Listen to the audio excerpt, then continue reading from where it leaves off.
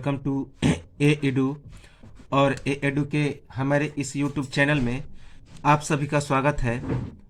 तो international current affairs के अंतर्गत हम लोगों ने पिछले वीडियो में काफ़ी चीज़ों को देखा, तो चलिए उसी चीज़ को कंटिन्यू करते हैं और इस अंतर्राष्ट्रीय घटनाक्रम को हम लोग कंटिन्यू करेंगे और उसके बाद यह अंतर्राष्ट्रीय घटनाक्रम समाप्त हो जाएगा।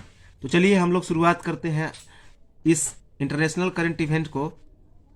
तो अगला करंट अफेयर्स है, सेंट्रल अफ्रीकन रिपब्लिक के राष्ट्रपति टोडेरा ने चुनावों में दोबारा हासिल की जीत।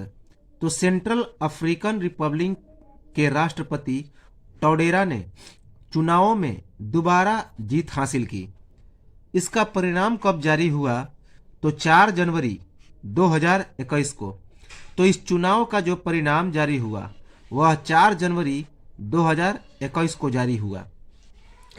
सेंट्रल अफ्रीकन रिपब्लिक के राष्ट्रपति टोडेरा का पूरा नाम क्या है?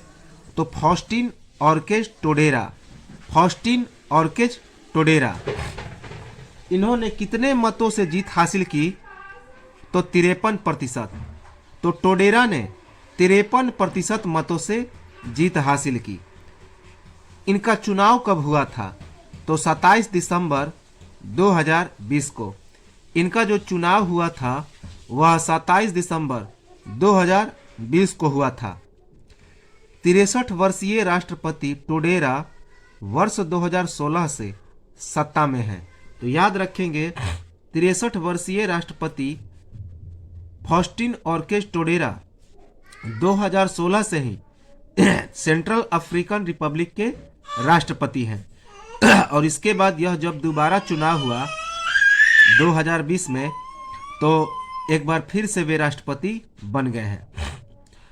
अगला इंपॉर्टेंट करंट अफेयर्स है, ऑस्ट्रेलियाई सरकार ने स्वदेशी लोगों के सम्मान के लिए अपने राष्ट्रीय गान में किया संशोधन। तो ऑस्ट्रेलिया के सरकार ने अपने लोगों के सम्मान के लिए अपने राष्ट्रगान में संशोधन किया। इसकी सूचना कब जारी हुई? तो इसकी सूचना 31 दिसंबर 2020 को ऑस्ट्रेलिया के प्रधानमंत्री स्कॉट मॉरिसन के द्वारा जारी की गई। तो 31 दिसंबर 2020 को ऑस्ट्रेलिया के प्रधानमंत्री स्कॉट मॉरिसन के द्वारा इसकी सूचना जारी हुई। किस चीज की? कि ऑस्ट्रेलिया सरकार ने स्वदेशी लोगों के सम्मान के लिए अपने राष्ट्रीय गान में किया संशोधन। याद रखेंगे, इंपॉर्टेंट है। ऑस्ट्रेलिया का राष्ट्रगान क्या है? तो ऑस्ट्रेलिया का राष्ट्रगान है एडवांस ऑस्ट्रेलिया फेयर। तो ऑस्ट्रेलिया का राष्ट्रगान है एडवांस ऑस्ट्रेलिया फेयर। यह जो बदलाव लागू हुआ वह कब से लागू हुआ? तो 1 जनवरी 2021 से। तो यह बदलाव 1 जनवरी 2021 से लागू हुआ। याद रखेंगे, इंपॉर्टेंट है। क्या बदलाव किया गया? तो राष्ट्रगान की पहली पंक्ति हम सभी ऑस्ट्रेलियाई आनंद मनाएं। तो राष्ट्रगान की पहली पंक्ति थी हम सभी ऑस्ट्रेलियाई आनंद मनाएं, क्योंकि हम युवा और स्वतंत्र हैं। अब क्या होगा? तो अब उसकी समाप्ति एक और मुक्त के साथ समाप्त होगा। याद रखेंगे, अब उसकी समाप्ति एक और मुक्त के साथ होगा। एडवांस ऑस्ट्रेलिया फेयर की रचना किसने की? तो पीटर टोड्स मैककॉर्मिक के द्वारा। तो एडवांस ऑस्ट्रेलिया फेयर की रचना पीटर डोड्स मैककॉर्मिक के द्वारा की गई। पहली बार इसका प्रदर्शन कब किया गया? तो 1878 ईस्वी में। तो पहली बार इस राष्ट्रगान का प्रदर्शन 1878 ईस्वी में हुआ। और राष्ट्रगान के रूप में इसे कब शामिल किया गया? तो 1984 में। तो राष्ट्रगान के रूप में इसे 1984 में शामिल किया गया। याद रखेंगे, इंपॉर्टेंट है। तो अगला करंट अफेयर्स है, अमेरिकी कांग्रेस ने 306 मतों से अगले राष्ट्रपति के तौर पर जो बाइडेन के जीत की पुष्टि की। तो अमेरिकी कांग्रेस ने 306 मतों से अगले राष्ट्रपति के तौर पर जो बाइडेन के जीत की पुष्टि की। याद रखेंगे, राष्ट्रपति डोनाल्ड ट्रंप के समर्थन में प्रदर्शनकारियों द्वारा अमेरिकी कैपिटल बिल्डिंग की सुरक्षा भंग करने के बाद कांग्रेस के नेताओं ने 6 जनवरी 2021 की रात को इलेक्टोरल कॉलेज के द्वारा डाले गए मतों की गणना फिर से शुरू की।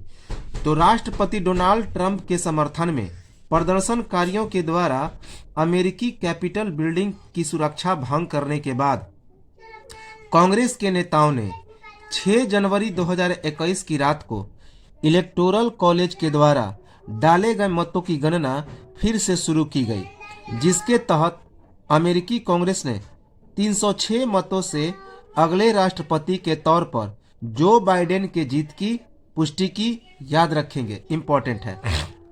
अगला करंट अफेयर्स है, अमेरिका रूस परमाणु हथियारों को सीमित करने पर सहमत हुए। तो अमेरिका और रूस परमाणु हथियारों को सीमित करने पर सहमत हुए। याद रखेंगे, परमाणु आयुध समझौते की इनकी अवधि विस्तार कितने बरस के लिए रखी गई? तो 5 बरस के लिए। तो अमेरिका और रूस परमाणु हथियारों को सीमित करने पर सहमत हुए और इन्होंने 5 बरस की अवधि के लिए परमाणु आयुध की समझौते पर हस्ताक्षर की। याद रखेंगे, इंपॉर्टेंट है। अगला करंट अफेयर्स है, अमेरिका की कोविड की उत्पत्ति के बौद्धिक मूल्यांकन को चीन ने बताया वैज्ञानिक आधार रहित। तो अमेरिका के कोविड की उत्पत्ति के बौद्धिक मूल्यांकन को चीन ने बताया वैज्ञानिक आधार रहित। याद रखेंगे, चीन के अनुसार यह जो रिपोर्ट है वह पूरी तरह से राजनीति से प्रेरित है। तो चीन के अनुसार यह जो रिपोर्ट है वह पूरी तरह से पॉलिटिक्स से रिलेटेड है, राजनीति से प्रेरित है। याद रखेंगे, इंपॉर्टेंट है। सूडान की राजधानी खार्तूम में नागरिक शासन की मांग को लेकर हजारों लोगों ने की रैली। तो सूडान की राजधानी खार्तूम में नागरिक शासन की मांग को लेकर हजारों लोगों ने रैली की। इसका कारण क्या था? तो 2019 में एक अंतरिम नागरिक सैन्य सरकार का शासन। तो 2019 से एक अंतरिम नागरिक सैन्य सरकार का वहां पे शासन था। तो इसी कारण सूडान की राजधानी खार्तूम में नागरिक शासन की मांग को लेकर हजारों लोगों ने रैली की। याद रखेंगे, इंपॉर्टेंट है, क्योंकि वहां 2019 से ही सैन्य शासन था। अंतरिम नागरिक सैन्य सरकार ने लंबे समय से कायम निरंकुश शासक उमर अल बशीर को उनके शासन से 4 महीने के बड़े जन विरोध के बाद अप्रैल 2019 में हटा दिया था। तो अंतरिम नागरिक सैन्य सरकार ने लंबे समय से कायम निरंकुश शासक उमर अल बशीर को उनके शासन से 4 महीने के बड़े जन विरोध के बाद अप्रैल 2019 में हटा दिया था। याद रखेंगे। अगला करंट अफेयर्स है, तालिबान ने अफगानिस्तान में सह शिक्षा पर लगाया प्रतिबंध। तो अफगानिस्तान में तालिबान ने सह शिक्षा पर प्रतिबंध लगा दिया। सह शिक्षा अर्थात पुरुष और महिला का एक साथ जो शिक्षा है, अर्थात जो छात्र और छात्राएं हैं उनके एक साथ के शिक्षा पर प्रतिबंध लगा दिया। किसने? तालिबान ने। और तालिबान ने बताया इसे सभी बुराइयों की जड़। और तालिबान ने अफगानिस्तान में सह शिक्षा को अफगानिस्तान की सभी बुराइयों की जड़ बताया। याद रखेंगे, तालिबान के शिक्षा मंत्री शेख अब्दुल बाकी हक्कानी ने कहा पुरुषों को लड़कियों को पढ़ाने की इजाजत नहीं है। तो तालिबान के शिक्षा मंत्री शेख अब्दुल बाकी हक्कानी ने यह बात कहा कि पुरुषों को लड़कियों को पढ़ाने की इजाज़त नहीं है। अगला इंपॉर्टेंट करंट अफेयर्स है, वेरी वेरी इंपॉर्टेंट। वियतनाम के हनोई में मिली रहस्यमय बीमारी। तो वियतनाम के हनोई में मिली एक रहस्यमय बीमारी, इस बीमारी का क्या नाम रखा गया? तो हवाना सिंड्रोम। इस बीमारी का नाम रखा गया हवाना सिंड्रोम। यह बीमारी पहली बार कब मिला था? तो 2016 में क्यूबा में। तो यह बीमारी पहली बार 2016 में क्यूबा में मिला था। इससे कौन कौन से देश प्रभावित हो चुके हैं? तो ऑस्ट्रिया, जर्मनी, चीन और रूस। तो इस हवाना सिंड्रोम से ऑस्ट्रिया, जर्मनी, चीन और रूस ये देश प्रभावित हो चुके हैं। इस बीमारी का कारण क्या है? तो US national academy of science के अनुसार इस बीमारी का कारण है माइक्रोवेव विकिरण। तो US national academy of science के अनुसार हवाना सिंड्रोम का कारण है माइक्रोवेव विकिरण। याद रखेंगे। इसके लक्षण क्या हैं? तो सिर में दबाव और तेज कर्णभेदी ध्वनि। तो इसके मुख्य लक्षण हैं सिर में दबाव और तेज कर्णभेदी ध्वनि। अगला करंट अफेयर्स है, तालिबान ने अफगानिस्तान के दूसरे सबसे बड़े शहर कंधार पर कब्जा किया। याद रखेंगे, किस पर कब्जा किया? तो अफगानिस्तान के दूसरे सबसे बड़े शहर कंधार पर कब्जा किया। कब कब्जा किया? तो 13 अगस्त 2021 को। 13 अगस्त 2021 को तालिबान ने अफगानिस्तान के दूसरे सबसे बड़े शहर कंधार पर कब्जा किया। 12 अगस्त 2021 को अफगानिस्तान की तीसरी सबसे बड़ी शहर हेरात पर कब्जा कर लिया था। तो इसके एक दिन पहले 12 अगस्त 2021 को तालिबान ने अफगानिस्तान की तीसरी सबसे बड़ी शहर हेरात पर भी कब्जा कर लिया था। Very very important.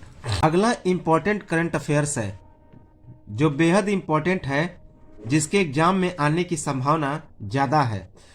मिस्र में मिली 3000 साल पुरानी लॉस्ट गोल्डन सिटी। तो मिस्र में 3000 साल पुरानी एक खोया हुआ शहर का पता लगाया, लॉस्ट गोल्डन सिटी। याद रखेंगे। इसकी घोषणा कब हुई? तो 8 अप्रैल 2021 को। इसके घोषणाकर्ता कौन थे, अर्थात किन्होंने घोषणा की? तो मिस्र के पर्यटन और पुरावशेष मंत्रालय। तो इस बात की घोषणा मिस्र के पर्यटन और पुरावशेष मंत्रालय ने की। लॉस्ट गोल्डन सिटी का अन्य नाम क्या है? तो द राइज ऑफ एटन। इस लॉस्ट गोल्डन सिटी का अन्य नाम है द राइज ऑफ एटन, जो कि मिस्र का सबसे बड़ा शहर था। याद रखेंगे, द राइज ऑफ एटन मिस्र का सबसे बड़ा शहर था। राइज ऑफ एटन जो था वह राजा अमेन होटेप तृतीय के द्वारा शासित युग का एक प्रमुख नगर था। राजा अमेन होटेप तृतीय 1391 से लेकर 1353 ईस्वी पूर्व तक राजा था। कहाँ का? राइज ऑफ एटन का। तो इसी के युग का यह एक प्रमुख नगर था, द राइज ऑफ एटन, जिसे लॉस्ट गोल्डन सिटी के नाम से जाना गया। राजा अमेन होटेप तृतीय राजा तूतन खानून के दादा थे। तो राजा अमेन होटेप तृतीय राजा तूतन खानून के दादा थे। सितंबर 2020 में पुरातत्वविदों ने राजा तूतन खानून के मुर्दा घर के मंदिर की खुदाई की और टीम को खुदाई के अंत में मैडब्रिक फॉर्मेशन मिली, जो एक पुरातन शहर था जिसे द राइज ऑफ एटन के नाम से जाना जाता है। याद रखेंगे कि सितंबर 2020 में पुरातत्वविदों ने राजा तूतन खानून के मुर्दा घर के मंदिर की खुदाई की, जिसमें टीम को खुदाई के अंत में मैडब्रिक फॉर्मेशन मिली, जो पुरातन शहर था। याद रखेंगे, जिसे द राइज ऑफ एटन के नाम से जाना जाता है। यह शहर राजा तूतन खानुम के पिता और राजा ओमेन होटेप चतुर्थ जिसे अखेन टेन के नाम से भी जाना जाता है, तो उसके द्वारा त्याग किए जाने के बाद फिर से बसाया गया था। तो यह जो शहर था राजा तूतन खानुम के पिता और राजा ओमेन होटेप चतुर्थ जिसे अखेन टेन के नाम से भी जाना जाता है, तो उसके द्वारा त्याग किए जाने के बाद फिर से इसे बसाया गया था। याद रखेंगे, इंपॉर्टेंट है, वेरी वेरी इंपॉर्टेंट।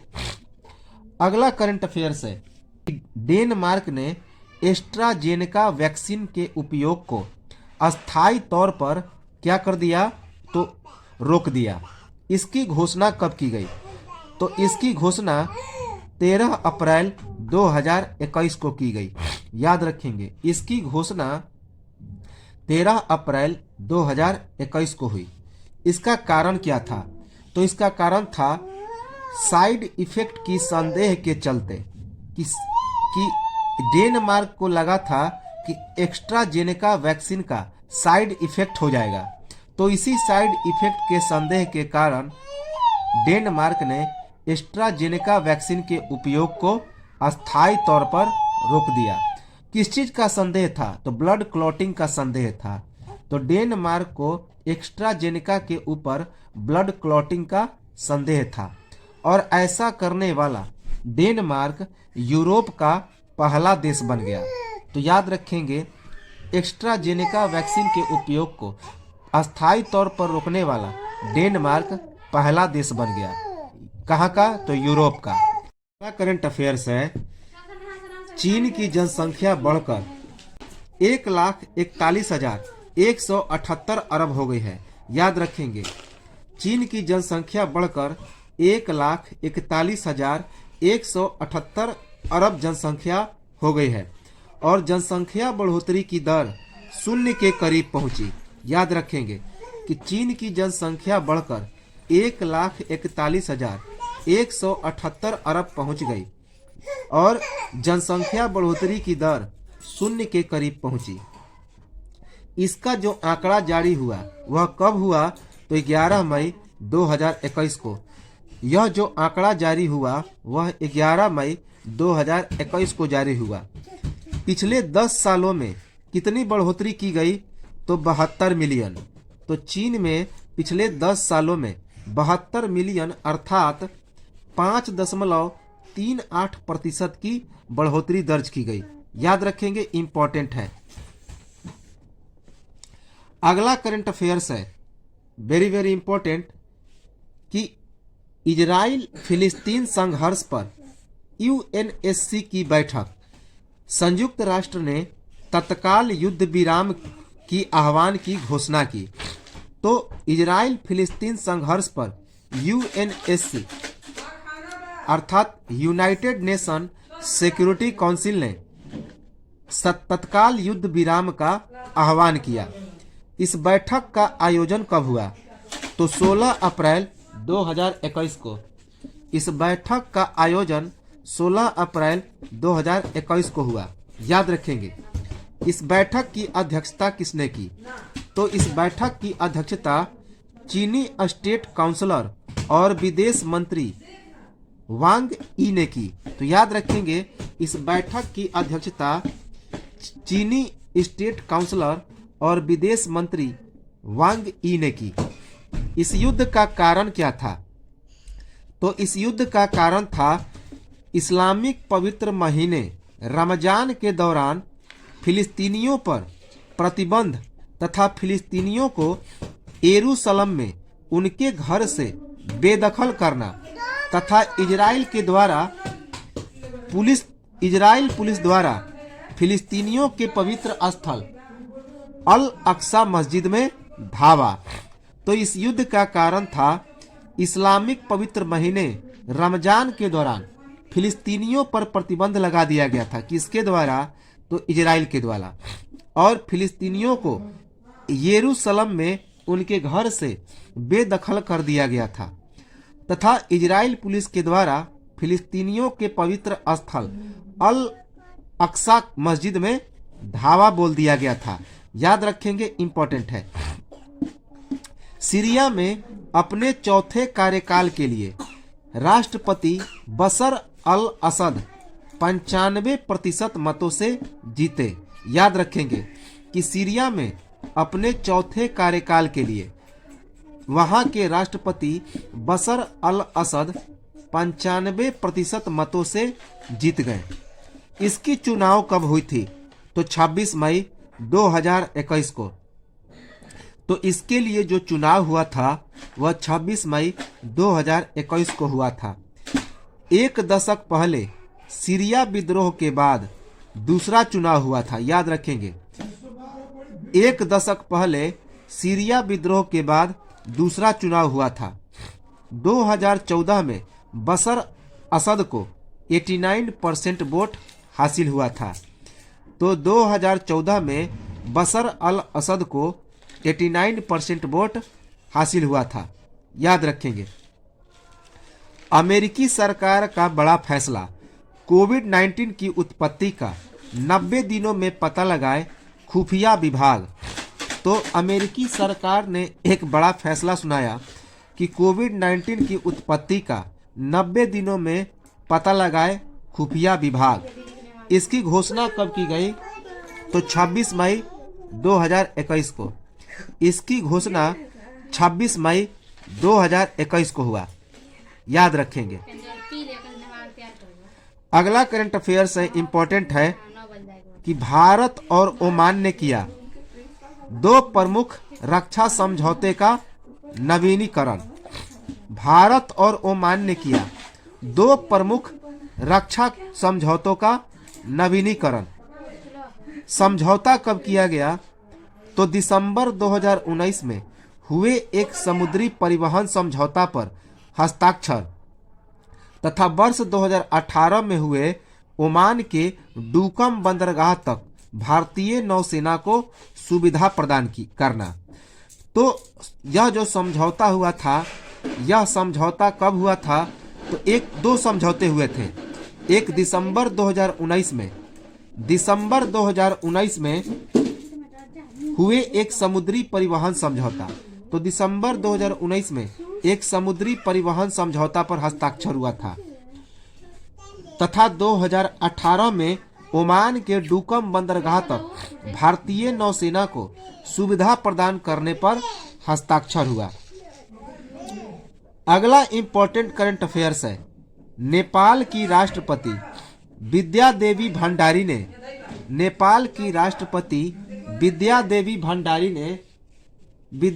भंडारी ने भंग की संसद। नवंबर में होंगे यहां पर नए चुनाव। तो नेपाल की राष्ट्रपति विद्या देवी भंडारी ने संसद को भंग कर दिया। अब नवंबर में यहां पर दोबारा चुनाव होंगे। संसद को कब भंग किया गया? तो 22 मई 2021 को। तो संसद को 22 मई 2021 को भंग किया गया। याद रखेंगे, इंपॉर्टेंट है। अगले चुनाव की तारीख कब निर्धारित की गई है? तो अगले चुनाव की तारीख 12 नवंबर और 19 नवंबर निर्धारित की गई है। तो अगले चुनाव की तारीख 12 नवंबर और 19 नवंबर निर्धारित की गई है। किस अनुच्छेद के तहत संसद को भंग किया गया? तो अनुच्छेद 76(7) के अनुसार दूसरी बार भंग किया गया। याद रखेंगे। तो अनुच्छेद 76(7) के अनुसार इसे भंग किया गया। यह दूसरी बार संसद को भंग किया गया था। याद रखेंगे। अगला इंपॉर्टेंट करंट अफेयर्स है, वेरी वेरी इंपॉर्टेंट।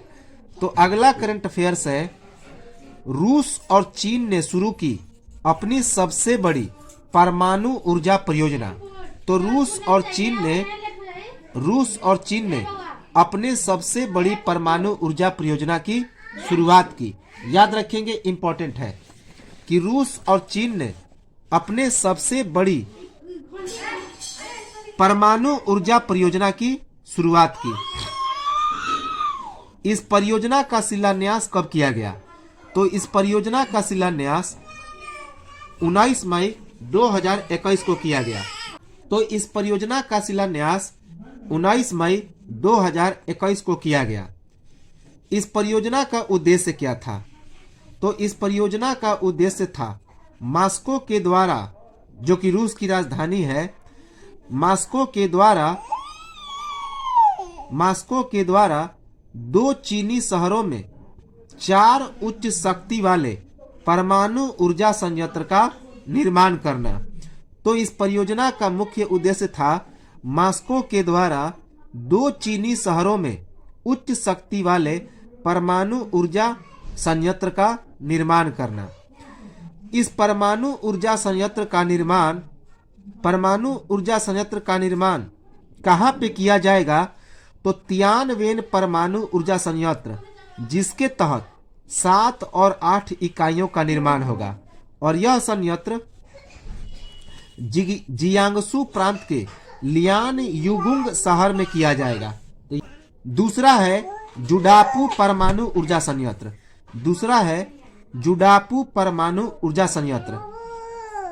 जिसके तहत 3 और 4 इकाइयां संयुक्त रूप से चीन और रूस के द्वारा निर्माण किए गए। कहां पे? तो लियोनिंग प्रांत के जिंगचेंग में स्थित है। तो इसे लियोनिंग प्रांत के जिंगचेन में निर्माण किया गया। अगला इंपॉर्टेंट करंट अफेयर्स है। वर्ष 1948 में इजराइल को बनाया गया यहूदी राज्य। यहूदी एजेंसी के तत्कालीन प्रमुख डेविड बेन गुरियन ने 14 मई 1948 ईस्वी को इजराइल की स्थापना की घोषणा की थी।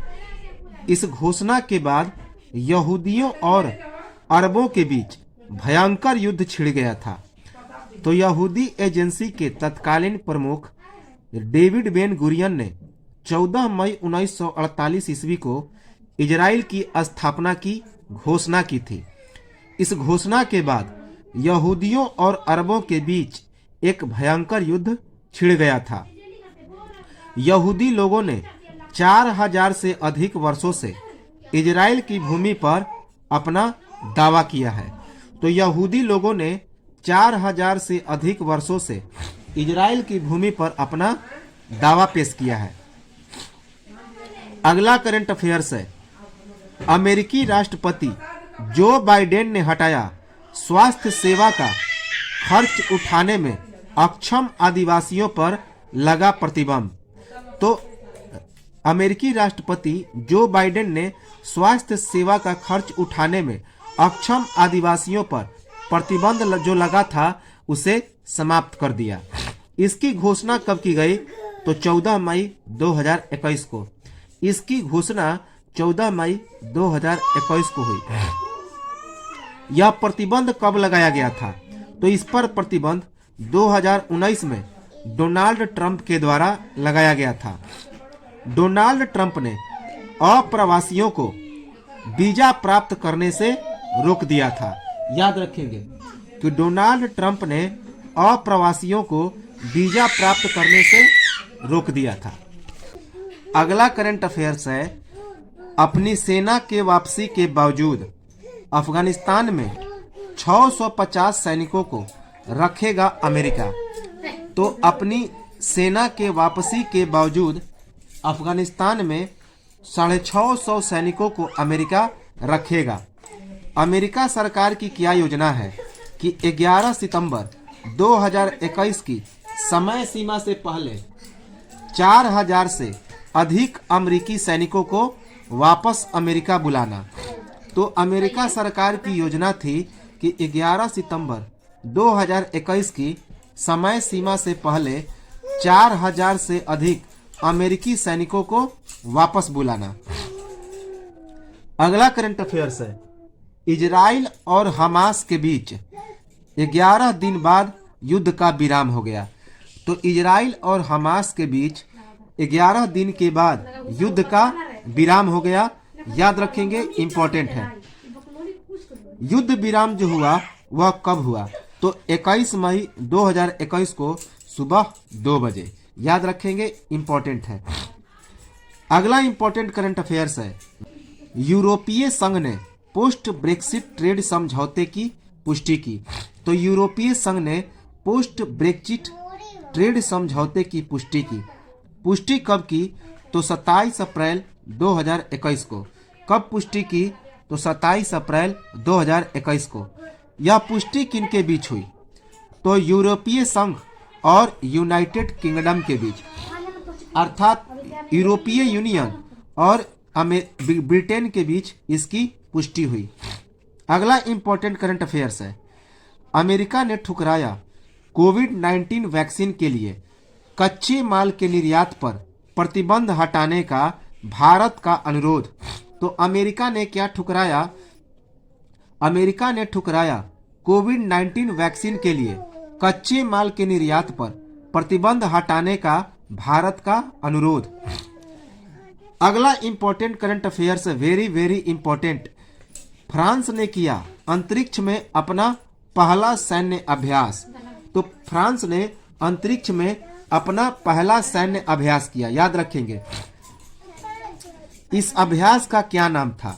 तो इस अभ्यास का नाम था एस्टर एक्स। इस अभ्यास का नाम था एस्टर एक्स। वर्ष 1965 ईस्वी में पहले फ्रांसीसी उपग्रह की याद में इसका निर्माण किया गया। तो वर्ष 1965 ईस्वी में पहले फ्रांसीसी उपग्रह की याद में इसका निर्माण किया गया। इस अभ्यास का कार्यान्वयन किस आधार पर किया गया? तो इस अभ्यास का कार्यान्वयन एक ऑपरेशन कक्ष में 18 सिम्युलेटेड घटनाओं के आधार पर किया गया। तो इस अभ्यास का कार्यान्वयन एक ऑपरेशन कक्ष में 18 सिम्युलेटेड घटनाओं के आधार पर किया गया। यह सैन्य अभ्यास कब से कब तक चला? तो 8 मार्च 2021 से 12 मार्च 2021 तक चला। तो यह जो सैन्य अभ्यास था वह 8 मार्च 2021 से 12 मार्च 2021 तक चला। वर्ष 2019 में फ्रांस की अंतरिक्ष कमान की घोषणा की गई थी और वर्ष 2025 तक 500 कर्मियों को अंतरिक्ष में तैनात करने का लक्ष्य रखा गया है। तो वर्ष 2019 में फ्रांस की अंतरिक्ष कमान की घोषणा की गई थी और वर्ष 2025 तक 500 कर्मियों को अंतरिक्ष में तैनात करने का लक्ष्य रखा गया है। वर्ष 2019 से 2025 की अवधि में फ्रांस के द्वारा इस अंतरिक्ष कार्यक्रम में निवेश कितने बिलियन पहुंचने की उम्मीद है? तो 4.3 बिलियन पहुंचने की उम्मीद है। तो वर्ष 2019-2025 की अवधि में फ्रांस के द्वारा इस अंतरिक्ष कार्यक्रम में निवेश 4.3 बिलियन पहुंचने की उम्मीद है। तो ये तो था हमारा अंतर्राष्ट्रीय घटनाक्रम, इंटरनेशनल करंट इवेंट। यह इंटरनेशनल करंट इवेंट की समाप्ति होती है। तक नमस्कार, जय हिंद।